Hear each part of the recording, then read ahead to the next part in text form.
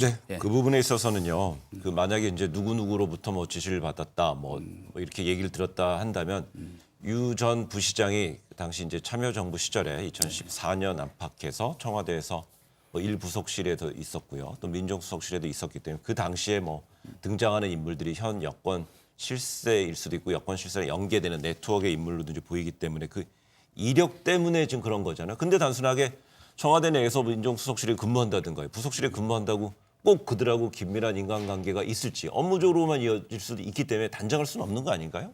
그런데 아마 이제 그 의심을 하는 것은 이렇게 되는 거겠죠. 그러니까 그 청와대 어떤 이력이 있고, 네. 그다음에 그 유재수 전 부시장이 금융위를 그만둔 다음에 민주당 어떤 정무위 수석 전무위원으로 갔다가 다시 오거돈 민주당 소속의 오거돈 부산시장이 있는 데서 그러니까 경제부시장이 됐다라고 한다면.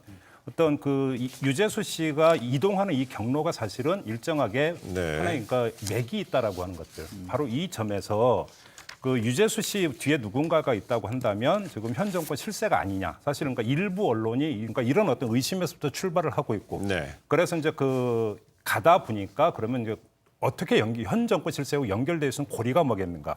이 차원에서 이제 제1부속실에 있을 때 김경수 현 경남지사하고 같이 일했고 네. 민정수석실 행정관으로 일할 때 이호철 당시 민정비서관하고 같이 일했고 둘 다 현 정권 실세 아니냐. 네. 이런 식으로 지금 보도를 내놓고 있는 건데 그거는 현재로서는 추측 이상의 어떤 그 근거를 갖고 하는 부분은 아니다. 이 점까지만 일단 정리를 해야 될 것 같습니다. 물론 이제 그것도 확인을 더 해봐야겠지만은 우선은 그 유재수 그 전 부시장이 감찰 그 무마 결정이 내리기를 전후해서 지금 제3의 청와대 복심과 통화한 기록이 어쨌건 지금 검찰 수사 결과에 나왔다.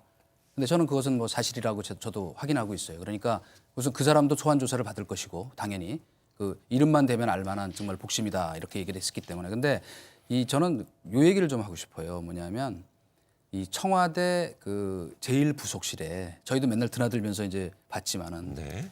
수행 비서 그리고 의전과 일정을 담당하는 그 행정관이라는 거는 사실은 굉장히 중요한 권력이에요. 그게 직급의 문제가 아니고 그게 바로 문고리 중에 문고리거든요. 문고리 말고 열쇠를 갖고 있는 사람이랑 똑같아요. 네. 그럼 왜 수석이나 장관들도 그 사람 사실은 눈치를 보냐면 대통령 시간을 내려면요. 물론 위에 비서실장이 있고 뭐 부속실장이 있고 다 있지만은 시간 안 됩니다라고 하는 최종 실무적인 저거를 그 결론을 그 의전 일정 담당하는 네. 수행 비서가 하기 때문에 사실은 가끔 수석하고 그 장관들도 그 저 추석 때나 명절 되면 조그만 선물 하나씩 줘요. 네. 그러니까 이제 제가 이건 에피소드니 그렇기 때문에 단순히 이 사람이 뭐 직급이 뭐 높았다 낮았다가 아니라 굉장히 중요한 자리였고 그렇기 때문에 당시에 함께 근무했던 그리고 가족적 분위기거든요. 조그만 그 부속실이라는 데는 김경수 지사도 같이 있었죠.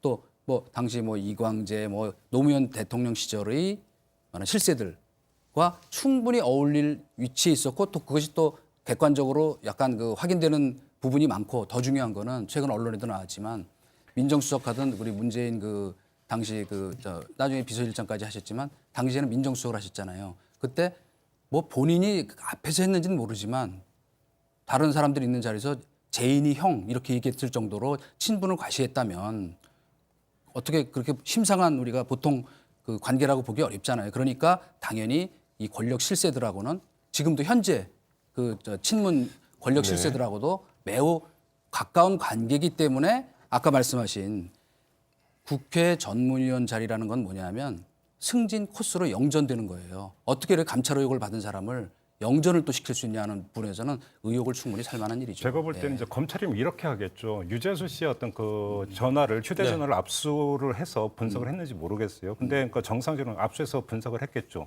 그래서 만약에 지금 현 정권과 연결돼 있는 사람하고 통화돼 이야기 있는지를 뒤지겠죠. 네. 그리고 만약에 뒤진다라고 한다면 그러면 이 인물에 대해서 다시 휴대폰을 압수수색을 해서 그러면 당시 민정수석실 관계자하고 통화를 했는지를 뒤지겠죠. 그렇죠. 이렇게 본다면 자 여기서 그러니까 중요하게 그러니까 검찰 수사가 어디까지 진척이 됐는가를 보기 위해서는 무슨 얘기냐면 유재수라고 하는 사람의 휴대폰을 압수했다라고 하는 것은 사실은 첫 출발점이고 네. 중요한 것은 유재수라는 사람이 누구하고 통화를 했고 또 이 사람은 민정수석실에 누구하고 통화했는지까지가 검찰이 들어갔는가 이걸 확인해 봐야 되는데 사실 이건 확인할 수가 없고 확인하는 것 자체가 문제죠. 그럼 또 피의사실 유포가 되니까. 근데 여기서 중요한 것은 우리가 이제 그 조국 전 장관 일가 수사 과정에서 조국 전 장관에 대한 휴대폰 압수수색 영장이 기각됐죠. 기각이 됐다라고 하는 것도 알고 있고 또 압수했다라는 얘기는 전까지 저는 들은 바가 없어요. 이렇게 본다면 검찰이 정말 조국 전 장관까지 겨냥을 해서 수사가 거기까지 갔는지는 사실은 물음표를 찍어야 되는 게 아닌가. 그러니까 요점만 좀 근데 이 말씀드리겠습니다. 관련해서